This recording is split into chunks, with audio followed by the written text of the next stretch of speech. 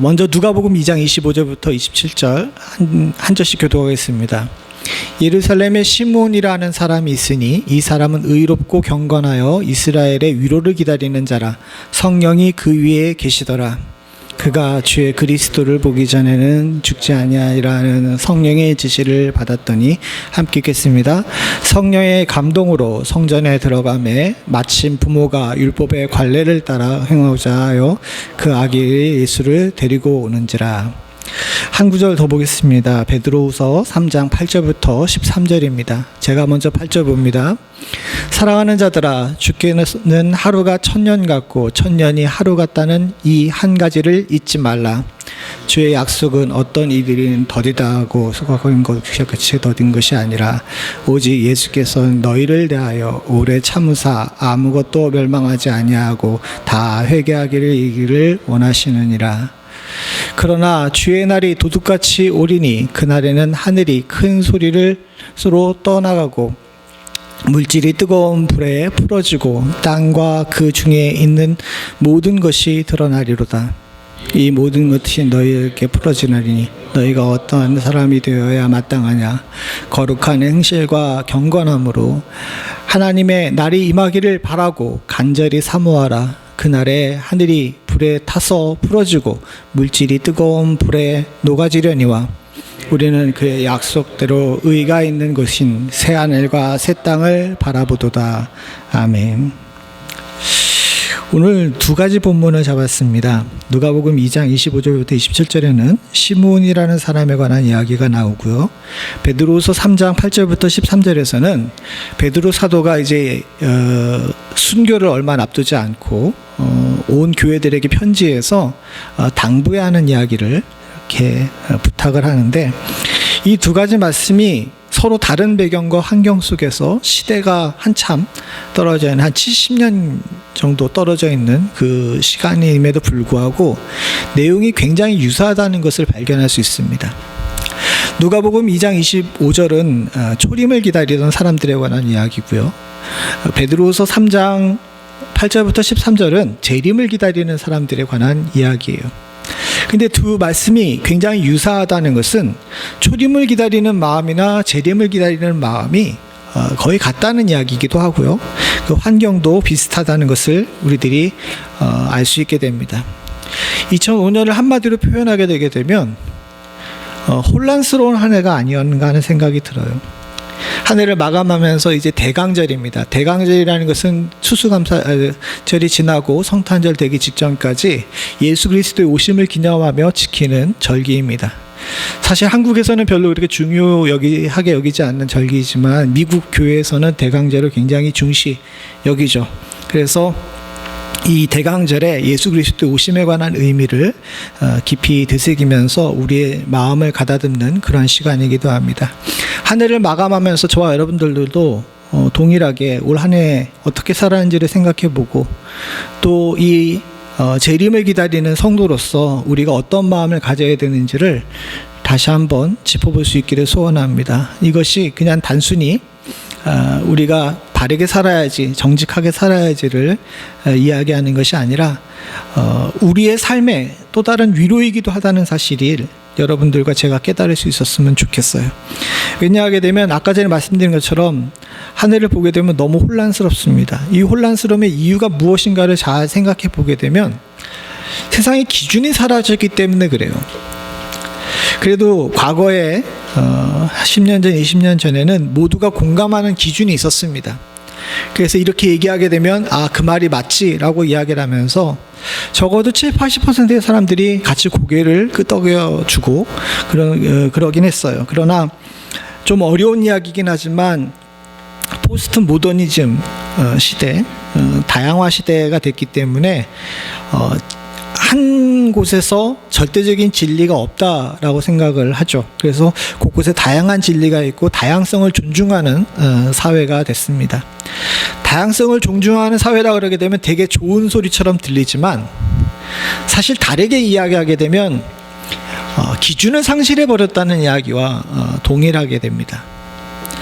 이게 굉장히 좋고 다른 사람을 존중하는 좋은 문화라고도 생각할 수 있지만 어느 선을 넘어가 버리게 되니까 무엇이 옳고 그른지에 대해서 사람마다 너무 달라진 거예요.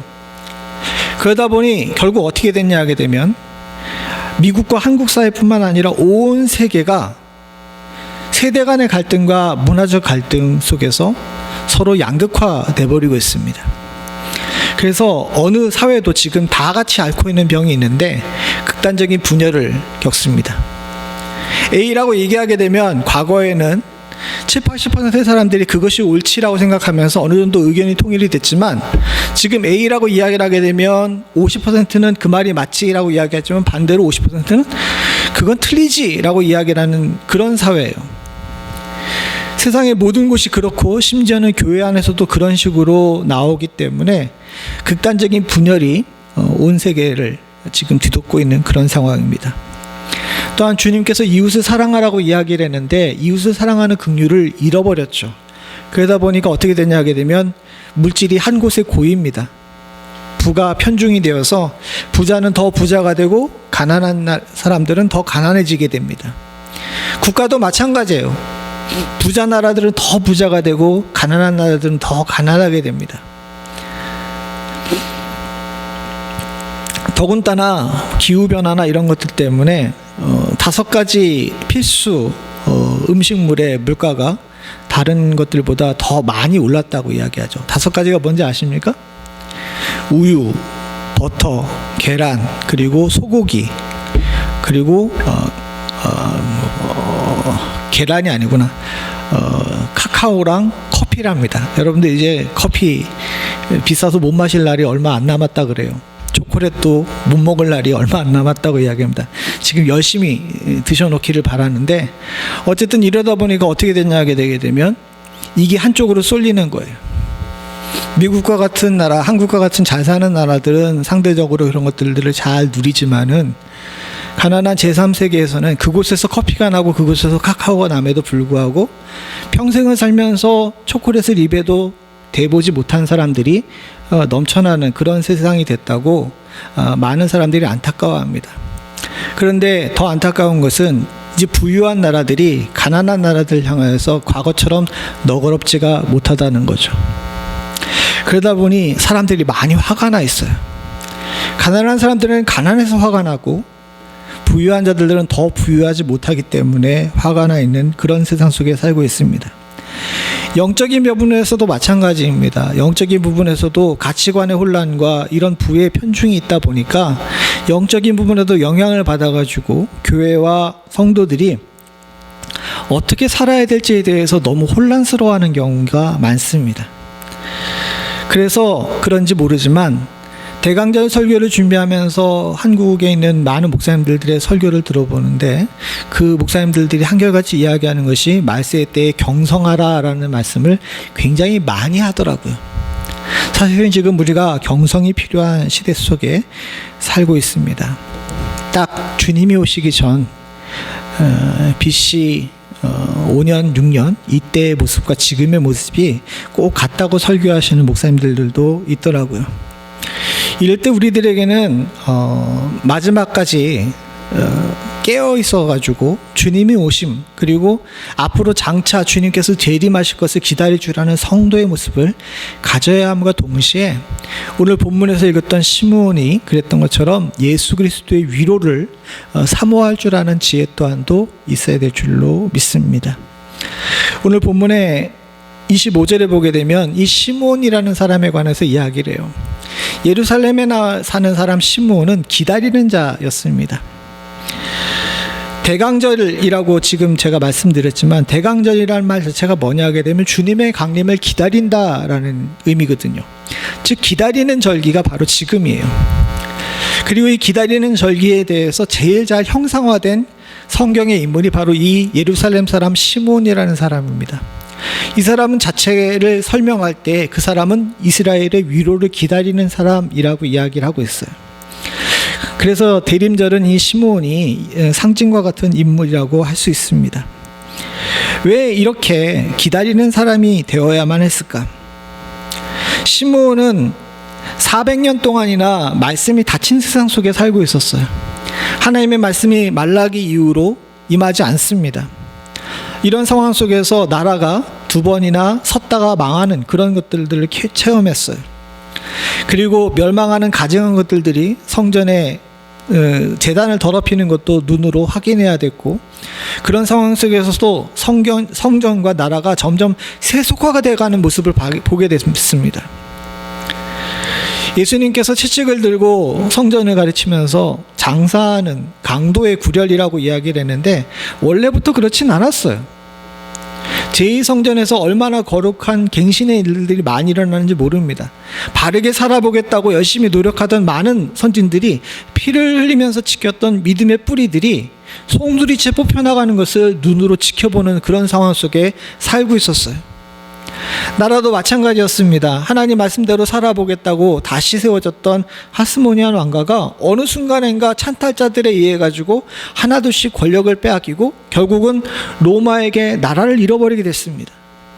그런 다음에 저기 반쪽 유대인인 이두메 사람, 에돔 사람이었던 헤롯이 왕권을 차지해 가지고 유대인들을 학살하기도 하고 또는 때로는 물질로 유대인들을 이렇게 유혹하기도 하는 그런 세상 속에 살았습니다.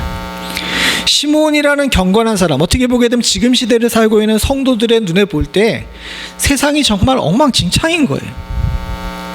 교회도 엉망진창이고 세상도 엉망진창입니다. 어디 가서 하나님의 말씀을 이야기할 수가 없어요.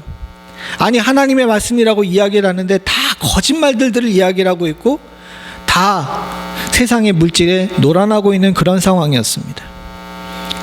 과거에 가장 앞장서 가지고 민족을 다시 세우겠다고 했던 바리새인들은 어느 순간인가 타락해서 헤롯이 흔들고 있는 물질의 유혹에 빠져 가지고 저들의 삶에 편승하고 살고 있었어요.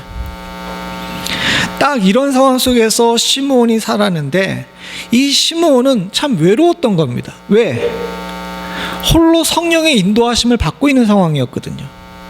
그의 머리 위에는 성령이 있었어요. 그는 주님께서 주시는 예언도 받았습니다. 예언이 끊긴 시대 때 개인적으로 개별적으로 그에게 예언하셔서 네가 메시아를 볼 것이다 라는 말씀을 들었을 때 시므온은 기쁘기도 했지만 너무 괴로웠습니다. 왜? 남들이 다 오른쪽을 가고 있는데 혼자만 왼쪽을 가야 했고, 남들이 다 눈을 감고 사는데 혼자 두 눈을 뜨고 살아야 했거든요.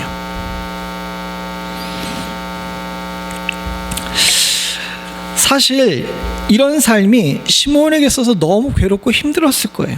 그러다 보니까 예수님을 만나가지고 찬양을 했다고, 오늘 읽은 본문은 아니지만 29절에서부터 찬양이 나오는데 찬양의 첫 마디가 뭐냐 하게 되면, 찬양의 첫 마디가 뭐예요?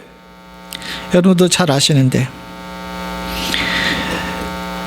주의 종을 평안히 놓아주심을 감사합니다 라는 것이 그의 첫 번째 찬양이었습니다. 종을 평안히 놓아주시는도다.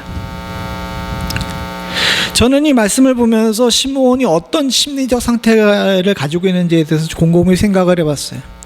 시므온은 지쳤던 겁니다. 힘든 거예요. 그러다 보니까 이제 말씀의 성취를 보고 이제 본인이 이것을 봤으니까 이 더럽고 추악한 세상에서 떠날 수가 있구나라는 것을 감사하게 된 겁니다. 한마디로 이야기를 하게 되게 되면 시므온은 마음이 아픈 사람이었던 거예요. 사실 우리도 그렇지 않습니까? 사랑하는 성도님들, 여러분들 삶이 버거울 때가 많죠. 그 버거움에 여러 가지 일들이 있습니다. 때로는 물질이 부족해서 버겁기도 하고, 때로는 건강이 힘들어서 버겁기도 하고, 때로는 자녀들이 속을 썩여가지고 에휴, 내가 저런 꼴들을 보기 전에 죽었어야 되는데, 이런 얘기를 하시는 분들도 저는 목회하는 동안에 몇 번 봐요.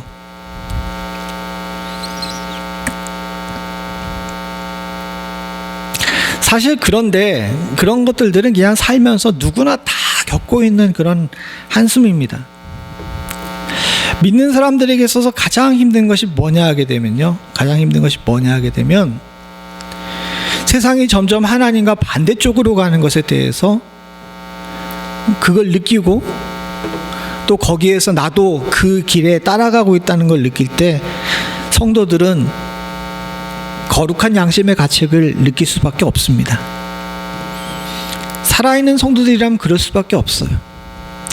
그러다 보니까 말세에는 하나님의 말씀을 보기가 어렵다, 하나님 말씀을 지키는 자를 찾기가 어렵다라고 이야기하는 것이 바로 거기에 있습니다. 인간이 사실은 이런 것들을 담기에는 쉽지가 않아요. 사실 여러분들도 그렇죠. 저는 우리 사랑하는 성도님들이 너무너무 자랑스러운 게, 그래도 믿음 가운데서 말씀을 지키고 온전히 살려고 삶에서 부단히 노력하는 것을 알고 있습니다. 기도하면서 느낄 때도 있어요. 근데 한편으로 보게 되게 되면 얼마만큼 버틸 수 있을까라는 것에 대해서 참 목회자로서 한편으로는 마음의 심리적 부담감들이 있게 됩니다. 제가 언젠가 말씀드렸는데 동기들 중에 많은 친구들이 사역을 내려놓고 도망을 갔습니다. 도망이라는 표현을 써서 그러는데 도망이 아니라 쉬는 거죠. 본인들 말로는 2, 3년 뒤에 다시 한다 그러니까 이제 지켜볼 거긴 하지만 근데 그 친구들이 다 한결같이 은근히 이야기하는 것이 그겁니다. 점점 무너져가는 교회를 더 이상 감당하기가 쉽지가 않은 거예요. 목회자로서 그것을 눈으로 보며 느끼고 먼저 그런 것들을 체험하는데 그런 것들을 감당하기가 쉽지가 않으니까 이제 목사님들과 사모님들이 하나둘씩 지치기 시작하고 넘어지게 되는 거죠. 그게 목회자들만의 문제겠습니까? 모든 사람들이 다 그런 문제를 가지고 있죠. 제가 대강전 설교를 준비하면서 참 많은 설교들을 봤습니다. 한국의 목사님들이 대강전 설교를 또 이 비슷한 식의 설교를 하면서 둘로 나눠지더라고요. 한쪽 설교는 너무너무 좋으니까 지금이 너무 좋다고 이렇게 설교하시면서 그냥 여러분들 잘 사시죠? 앞으로도 잘 될 겁니다. 이렇게 설교하시는 목사님들이 있고, 또 절반의 목사님들은 화가 나 있어요. 너무너무 화가 나 있어. 그래서 교회를 향해서, 세상을 향해서 막 불을 토하시는 분들의 설교를 듣게 됩니다. 유튜브로 몇 개 듣다가 도저히 안 되겠어가지고 유튜브로 안 하고 그 설교 문을 이렇게 봤는데, 올해는 유독 이렇게 둘이 극명하게 갈라지는 모습을 보게 돼요. 그러면서 저는 생각해 보게 됩니다. 이번 대강절에 사랑하는 성도님들과 나누는 것은 지금 시대가 이렇게 아프고 힘들어한다는 것에 대한 이야기만을 하는 것이 아니라 조금 더 깊이 들어가가지고 이 대강절이 기다린다는 것의 의미가 무엇인지를 우리가 제대로 알고 잘 준비해야 되겠다는 마음을 가졌어요. 그래야 우리가 오래 뛸 수 있고 쉽게 넘어지지 않고 쉽게 포기하지 않을 거라는 생각이 듭니다. 사랑하는 성도님들, 길게 서론을 시작했지만 우리가 함께 살펴보면서 저와 여러분들이 오래 뛸 수 있는 은혜가 있기를 간절히 소원합니다. 지금은 단거리 선수처럼 당장의 눈앞의 문제들을 해결하는 것도 중요하지만 긴 호흡을 가지고 기다릴 줄 아는 사람, 주님이 오실 그때를 기다릴 줄 아는 사람이 너무 필요한 때이고, 남들이 다 다른 쪽으로 가도 제자리를 지키며 하나님을 바라볼 줄 아는 시므온과 같은 사람이 필요한 그런 시대라고 생각을 합니다. 그리고 그 시대 가운데 여러분들이 승리할 수 있는 은혜가 있기를 소원합니다. 그를 위해서 제일 먼저 필요한 것이 있는데 그것이 뭐냐 하게 되면 의롭고 경건해야 돼요. 오늘 본문의 시므온을 이야기를 하면서 그가 기다리는 자라고 이야기를 하면서 대강절의 이미지를 가지고 있는 대표적인 사람으로 이야기를 하면서 제일 먼저 그 사람에 대해 소개하는 내용이 있는데 그게 뭐냐 하게 되면 이 사람은 의롭고 경건한 사람이라고 이야기를 합니다. 사실 그렇습니다. 기다림이라는 것을 잘 생각해 보게 되면 이 기다림이라는 단어는 뭔가 부족한 사람이 기다려요. 결핍을 느끼는 사람이 기다리고요. 또 어떤 사람이 기다리냐 하게 되면 뭔가 약속을 받은 사람이 기다립니다.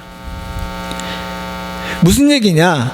결핍이 있는 사람들은 이 결핍을 해결해 줄 수 있는 뭔가를 기다리게 되죠. 물질이 됐든가 사람이 됐든가. 사실 그렇지 않습니까? 여러분들 통장의 잔고가 쫙 줄어 떨어져가지고 간당간당할 때 여러분들 제일 먼저 뭘 기다려요? 경험이 없으신가? 뭘 기다려요? 그렇죠. 우리 집사님께서 정확하게 월급날 기다리잖아요. 월급날을 학수고대합니다. 결핍이 있기 때문에 내 삶이 줄어든다는 걸 느끼기 때문에 이것을 채울 그것을 바라는 것이 우리들의 마음이에요. 단순히 물질적인 부분만을 이야기하는 것이 아닙니다. 영적이고 정서적인 부분에서도 마찬가지예요. 내가 뭔가 부족한다는 걸 느낀 사람만이 기다릴 줄 알게 됩니다. 마찬가지로 소망 있는 사람이 기다릴 수 있는데 어떤 것으로 이야기할 수 있냐 하게 되면 크리스마스 선물로 이야기를 할 수 있죠. 아이들이 크리스마스를 왜 기다립니까? 그렇죠. 선물 받으려고 기다리는 거예요. 그날은 엄마 아빠가 다른 얘기 안 해도 나한테 선물 줄 것이라고 암묵적으로 약속이 돼 있기 때문에 그날을 기다리는 거예요. 그렇지 않습니까?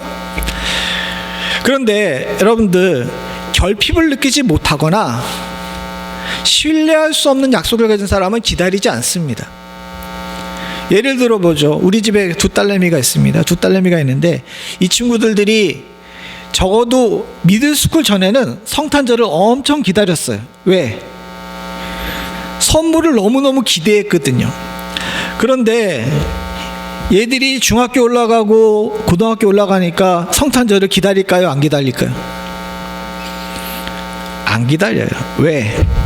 엄마 아빠가 준비하는 선물을 받아봐야 뭐 나한테 다 있는 거고 시시한 거거든.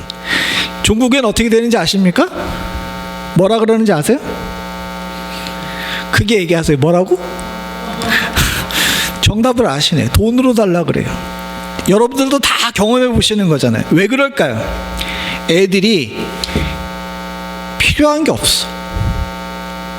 결핍이 없으니까 기다리지 않아요.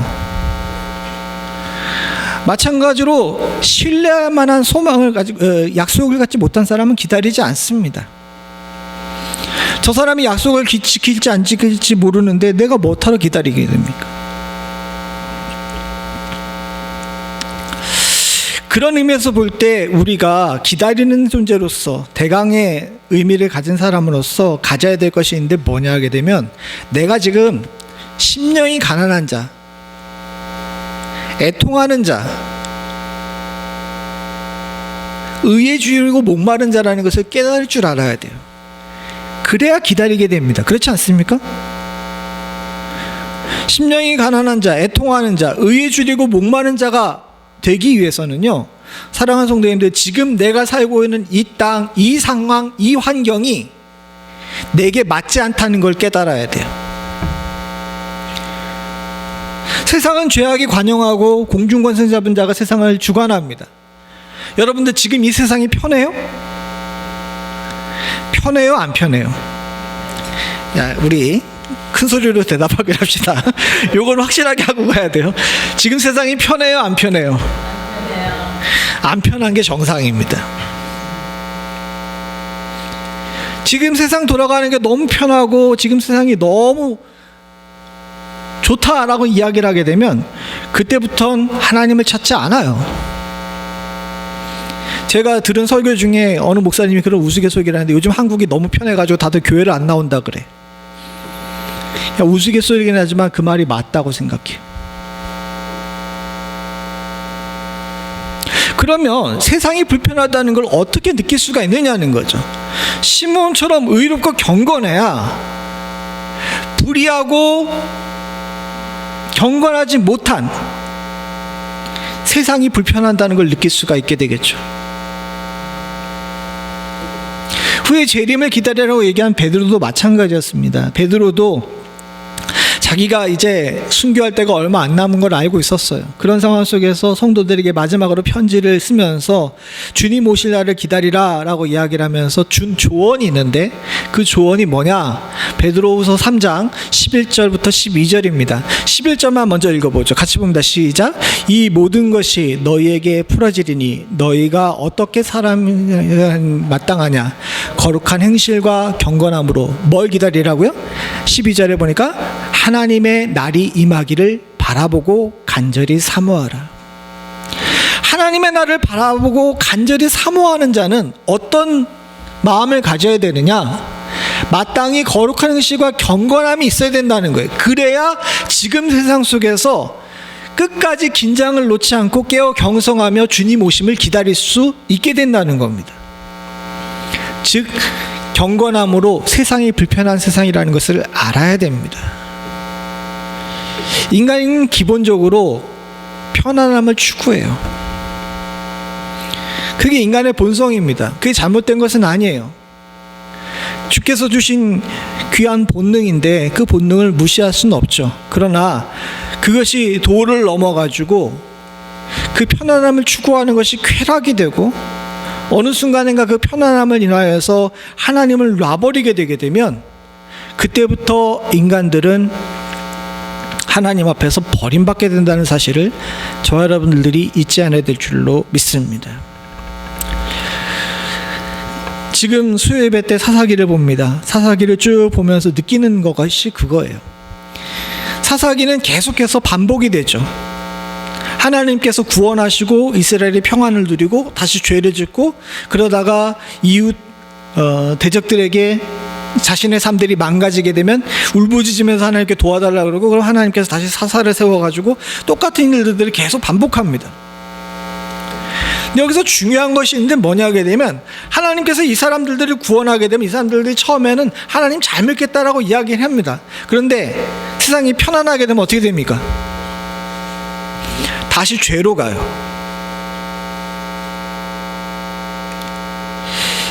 우리가 평안함을 추구합니다. 그리고 오늘도 제가 처음에 시작할 때 제사장의 축복기도를 하면서 너희들에게 평안이 임하기를 원하노라라는 이 축복에 관해서 이야기를 했습니다. 그래서 평안함이 여러분들에게 큰 득이 됩니까? 하나님의 주신 평안함이라면 득이 될 수 있지만 나도 모르는 사이에 내가 추구하는 평안함 속에 빠져들게 되게 되면 그 평안함은 죄로 걸어 들어가는 가장 빠른 지름길이 될 수 있다는 사실을 잊지 않으셔야 될 줄로 믿습니다. 그렇게 사랑하는 성도님들, 저와 여러분들이 가지고 있는 인생의 불편함들을 너무 불행이라고 생각하지 마세요. 오히려 하나님께서 나로 경건하고 의롭게 살기 위해서 나를 깨우시기 위해 만든 주님께서 주시는 각성제이자 잠용정과 같은 것이라는 사실을 잊지 않으실 수 있기를 간절히 소원합니다. 운전할 때 가장 위험할 때가 언제입니까? 운전할 때 가장 위험할 때가 언제예요?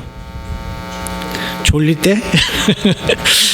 연세가 드셔서 그래요. 인생 운전할 때 가장 조심해야 될 때가 언제냐 하게 되면 운전에 자신이 붙을 때입니다.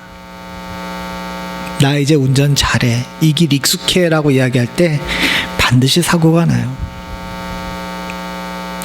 신앙생활에도 마찬가지입니다. 사랑하는 성도님들, 어느 정도 신앙이 익숙해지고 내가 이만하면 됐지라고 생각할 때 안타깝게도 경건하고 의롭게 사는 일들을 잃어버리기가 너무 쉬워요. 그렇게 되게 되면 어느 순간인가 누군가 부딪혀 싸우고요, 말씀이 눈에 안 들어오고요, 기도의 문이 막히게 됩니다. 사랑하는 성도님들, 우리 모두는 다 흠이 있고 부족한 존재입니다.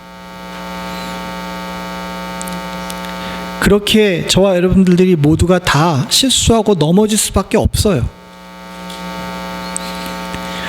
누구도 누구를 정죄하거나 지적할 만한 권한을 주님께서 주신 적이 없고요.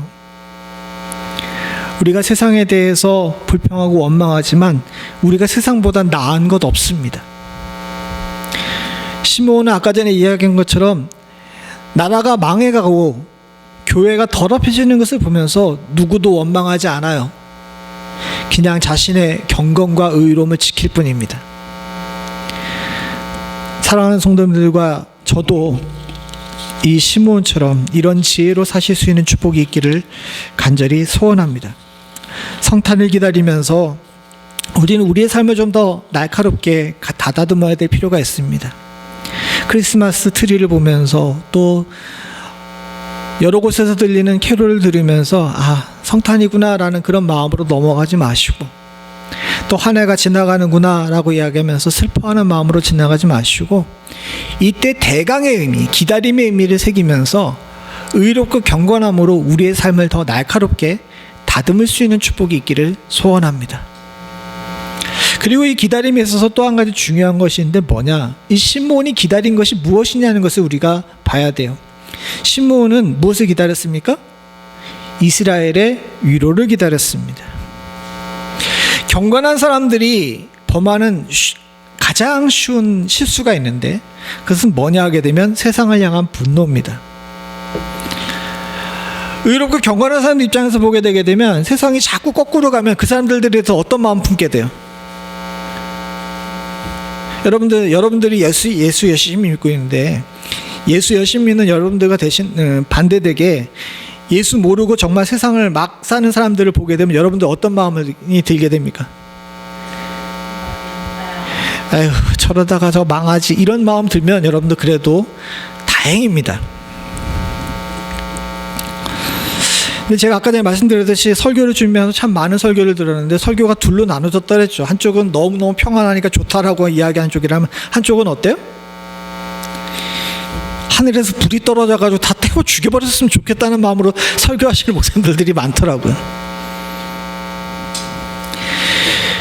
세상을 향해 분노를 갖게 되는 거예요. 나는 거룩하고 경건하게 사는데 나의 거룩하고 경건하게 사는 삶을 방해하는 세상의 온갖 것들을 보게 되면 그런 것들을 향해서 너무 밉고 한심한 겁니다. 그러다 보니 자연스럽게 세상에 대해 적대감을 품게 됩니다. 그래서 어지러운 세상을 보면서 우리가 이런 말들을 자주 하죠. 에휴, 주님이 빨리 오셔야지. 저는 그냥 에휴, 주님이 빨리 오셔야지, 말세다라고 이야기하는 것을 그냥 그렇게 받아들일 수가 있고 또 과거의 어른들이 하는 한탄처럼 생각했지만 요즘에 들어서 그런 이야기를 들을 때마다 느끼는 것이 뭐냐 하게 되면 저 말의 행간에 담겨져 있는 저거 싹 다 망해버렸으면 좋겠다라는 그런 마음을 읽게 되는 것을 보게 되면서 안타까움을 느끼게 됩니다. 한마디로 얘기해서 말세다 말세, 주님이 빨리 오셔야지라고 하는 이야기는 어떤 의미를 가지고 있느냐, 주님 빨리 오셔서 저 나쁜 놈들 싹 쓸어버려야지 라는 그런 마음을 가지고 있는 거예요. 아닙니까? 제가 너무 극단적으로 해석한 걸까요? 이건 경건한 자들의 의롭지 못한 분노입니다. 그래도 확실하게 하셔야 돼요. 이런 경건은 얕은 경건이라 쉽게 부서질 수밖에 없다는 사실을 저와 여러분들이 깨달을 줄 알아야 합니다. 사실 베드로 시대 때도 마찬가지였어요. 박해가 막 시작되고 있었습니다. 성도들 안에 분노가 막 끓어오르고 있었습니다. 당시에 많은 성도들은 박해를 행하고 있는 세상을 향해서 분노하면서 주님이 빨리 오시기를 바랬어요. 그들의 마음 가운데는 복수심이 가득했습니다. 이런 성도들을 향해서 베드로가 진짜 경건한 자들이 기다려야 될 것이 무엇인지에 대해서 오늘 본문에 이야기를 합니다. 베드로서 3장 8절부터 9절을 한번 보죠. 같이 봅니다. 시작. 사랑하는 자들아, 주께는 하루가 천년 같고 천년이 하루 같다는 이 말을 한 가지를 잊지 말라. 주의 약속은 어떤 이들이 더디다고 생각하는 것 같이 더딘 것이 아니라 오직 주께서는 너희를 대하여 오래 참으사 아무도 멸망하지 아니하고 다 회개하기를 이르기를 원하시느니라.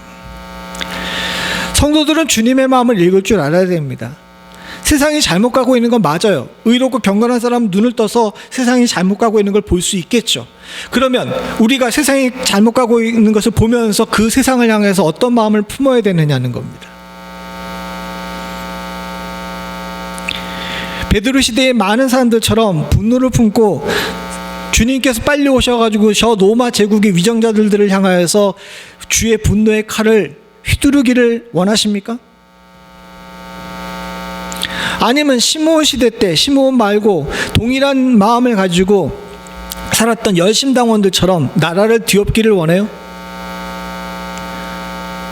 오늘날 많은 설교자들이 그런 것처럼 주님 빨리 오셔가지고 이 땅을 확 정화해 버렸으면 좋겠습니까?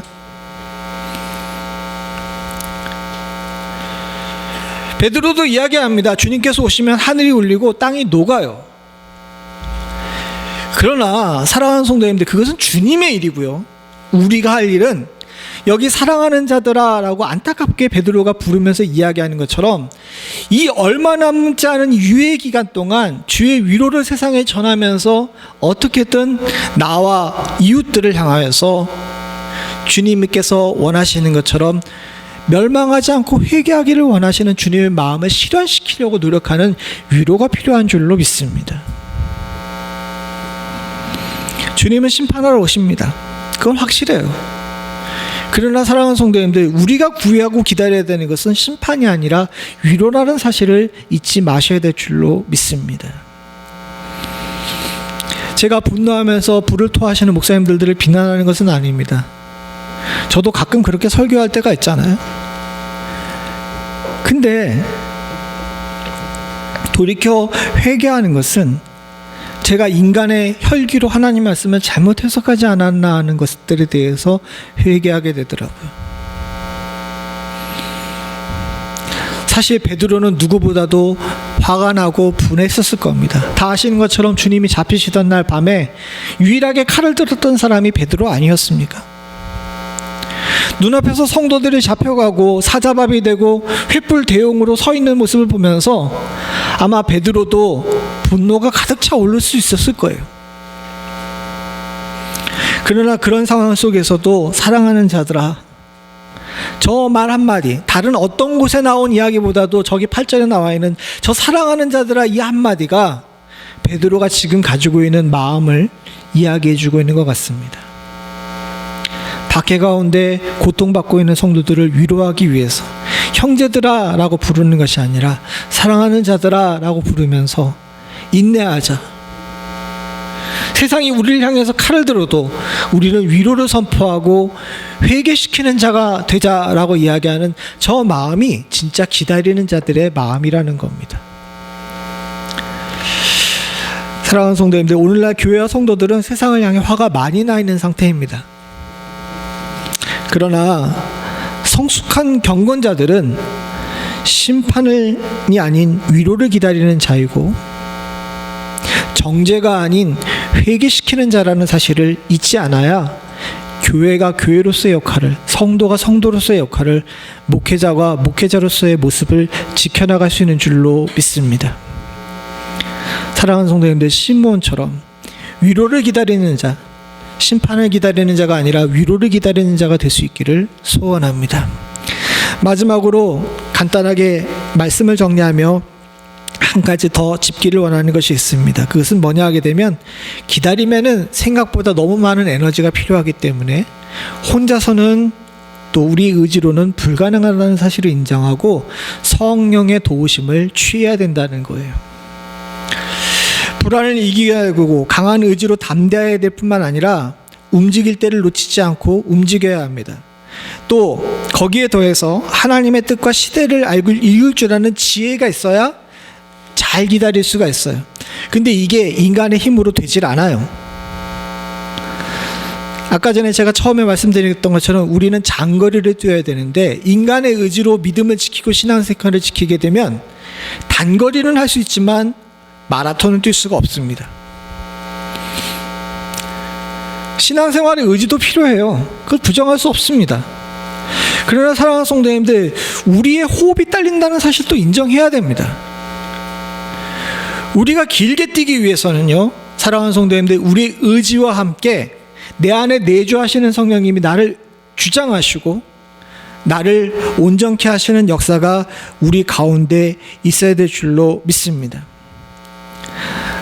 하나님께서는 이런 우리 형편과 사정을 너무도 잘 아시기 때문에 보혜사 성령님을 우리들에게 보내주셨고, 예수님께서는 세세하게 이 보혜사 성령님을 어떻게 사용해야 되는지 우리들에게 알려주셨어요. 성령님께서는 우리를 향해 말할 수 없는 탄식으로 기도하시고 우리가 바른 길 가게 인도하실 뿐만 아니라 우리가 잠들었을 때 깨우시고 우리로 힘을 얻어 세상의 모든 일을 감당할 수 있게끔 옆에서 돕고 계시는 줄로 믿습니다. 시몬이 성령께서 시몬에게 하신 일들을 여러분들 기억해 보시길 바랍니다. 오늘 본문의 마지막이지만 마지막 27절에 보게 되면 성령의 감동으로 성전에 들어갔다라고 이야기를 해요. 표준 세번역에는 성령의 인도하심으로 성전에 들어갔다라고 이야기를 하는데 감동은 인도라고 이야기를 합니다. 생각을 해보십시오. 성전은 생각보다 굉장히 큽니다. 그 큰 성전에 예수님만 성전에 올라왔을까요? 아니요. 그날 태어난 사람들이 얼마나 많았겠어요. 태어나가지고 8일이 지나가지고 아이들 데리고 성전에 올라왔던 수많은 사람들이 있는데 그 넓은 성전에 수많은 아기들 중에서 시므온이 어떻게 딱 예수님을 집어가지고 예수님에게 축복 기도하고 찬송하고 하나님께 영광을 돌릴 수 있었겠습니까? 다 뭐 때문이에요? 성령의 인도하심 때문이에요. 이건 인간의 힘으로 할 수 없는 일이고 주님의 도우심이 필요한 일인 줄로 믿습니다. 우리에게 필요한 것이 바로 이거예요. 여러분, 우리가 어떻게 우리의 의지로 옳고 그름을 구분하면서 말씀을 지키고 우리의 삶을 승리로 이끌 수 있겠습니까? 때때로 도우시는 주의 성령이 아니고서는 이 일을 감당할 수가 없습니다. 저와 여러분들 모두에게 성령이 여러분들 위해 함께 하시는 축복이 있기를 간절히 소원합니다. 근데 여러분들 가운데 성령이 계십니까? 안 계십니까? 장로교인들이라면 정확하게 대답하셔요. 여러분들 가운데 성령님이 계셔요? 안 계셔요? 계셔요. 여러분들은 이미 성령님이 내주하시는 줄로 믿습니다. 로마서에 나오잖아요. 너희 안에 성령이 있다고요. 근데 문제는 뭐냐게 되면 믿는 사람들이나 안 믿는 사람들이 동일하게 겪고 있는 문제인데 내 안에 성령이 내주하시는데 어떤 때는 성령이 충만하기도 하고 어떤 때는 성령이 충만하지 않을 때도 있어요. 왜 그렇습니까? 그 원인을 우리가 잘 생각해 봐야 됩니다. 오늘 본문에 보게 되게 되면 시므온이 성령의 인도하심을 취할 수 있었던 이유가 나옵니다. 그 이유가 뭐냐? 26절에 나와 있어요. 26절에 보게 되면 그가 주의 그리스도를 보기 전에는 죽지 아니라 하리라 하는 성령의 지시를 받았더니 라고 이야기를 합니다. 시므온이 성령의 인도하심을 받고 성령 충만할 수 있었던 것은요, 그가 약속을 믿었기 때문이에요. 이미 그에게 하나님께서 약속을 주셨는데 그 약속이 나한테 이루어질 것이라는 사실을 믿었기 때문입니다. 베드로도 마찬가지 이야기를 해요. 베드로도 성령으로 이기고 나아가는 데 필요한 것이 있다라고 이야기하면서 베드로후서 3장 9절 그리고 13절에 뭐라고 얘기하면 주의 약속 그리고 그의 약속을 강조합니다. 우리가 혼란한 세상 속에서 경건을 지키고 위로를 소망하는 사람이 되기 위해서는 성령의 도우심이 필요한데 이 성령이 내주하시는 성령님이 나를 돕기 위해서 필요한 것이 있는데 그게 뭔지 아십니까? 사랑하는 성도님들, 하나님의 약속을 신뢰할 줄 알아야 돼요. 제가 아까 전에 처음에 이야기할 때 이야기했잖아요. 기다릴 줄 아는 사람들은 뭘 하는 사람이라고요? 결핍을 하는 사람이라 신뢰할 만한 약속을 가진 사람이라고 이야기를 했잖아요. 오늘날 많은 성도들이 이 약속을 신뢰하지 못합니다. 여러분들, 이 말씀이 하나님의 말씀을 믿으십니까? 여기 있는 말씀이 다 이루어질 것이라는 것을 확신하십니까? 이런 사람만이 성령이 머리 위에 있는 것을 체험할 수 있는 줄로 믿습니다. 오늘날 많은 목회자들이 신학자들이 성경 안에서 하나님 말씀 아닌 것을 찾으려고 해요. 전 너무도 보수적인 목사라 그래서 고루한 목사라 그런지 모르지만 저는 여기 있는 주의 말씀이 단 하나도 하나님 말씀이 아닌 것이 없다라고 생각을 합니다. 전 그렇게 믿습니다. 전 사랑하는 성도님들도 그렇게 믿으실 수 있기를 간절히 소원합니다. 우리가 약속을 신뢰하지 않는데 어떻게 기다릴 수 있습니까? 이 약속을 신뢰하지 않는데 어떻게 성령께서 역사하시는 것을 체험할 수 있겠습니까? 지금 필요한 것은요, 사랑하는 성도님들, 말씀을 말씀으로 알 줄 알아야 돼요. 말씀을 말씀으로 알지 못하고 말씀에 대해 관심이 없고 말씀을 사모하지 않은 시대에는 성령이 머리 위에 있을 수가 없습니다. 여러분들과 제 머리 위에는 성령께서 계시기를 간절히 소원합니다. 그래서 잘 기다릴 수 있는 사람이 될 수 있기를 간절히 바랍니다. 같이 기도하시겠습니다. 아버지 하나님 감사합니다. 사랑하는 성도들과 함께 귀한 말씀을 나누게 하시고 하나님 대강절의 의미, 기다림의 의미를 다시 한번 새길 수 있게 하신 은혜에 감사드립니다. 너무도 풍족하고 너무도 만족스럽고 때로는 너무도 지쳐서 때로는 너무도 혼란스러워서 심지어는 교회에서마저도 믿는 자들마저도 목회자들마저도 주님을 기다리지 않는 시대 속에 살고 있지 않은지 돌아볼 수 있게 하여 주시옵소서. 지금은 진정한 기다림의 의미를 깨달을 줄 아는 지혜가 우리 가운데 있어야 될 줄로 믿습니다. 경건하고 의로운 생활을 함으로 말미암아 아버지 하나님 지금을 불편하게 여길 수 있는 저희들 되게 하여 주시옵고 더불어 주께서 베푸시는 위로를 소망할 줄 아는 자가 되어서 긍휼의 마음으로 이 땅을 바라볼 수 있도록 주님 도와주시옵고 무엇보다도 이 모든 일이 나의 힘으로는 될 수 없음을 기억하고 하나님의 약속을 붙들고 성령이 내 안에 계시는 성령님이 나를 주장하기를 소망할 줄 아는 저희들 되게 하여 주시옵소서. 2025년을 끝냅니다. 하나님 아버지 주님 오실 날이 점점 가까움을 기억하게 하여 주시사 기다리는 자로서의 사명을 하나님 아버지 잊지 않을 수 있도록 주님 도와주시옵고 잘 기다릴 줄 아는 자가 되어서 저 하늘나라에서 상급을 누릴 줄 아는 자 하늘이 울리고 땅이 녹을 때 생명을 얻을 자가 될 수 있도록 주님 도와주시옵소서. 사도가 간절한 마음으로 사랑하는 자들아 라고 부르며 이 시대를 잘 이기길 원했던 그 마음은 우리 주님의 마음이신 줄로 믿습니다.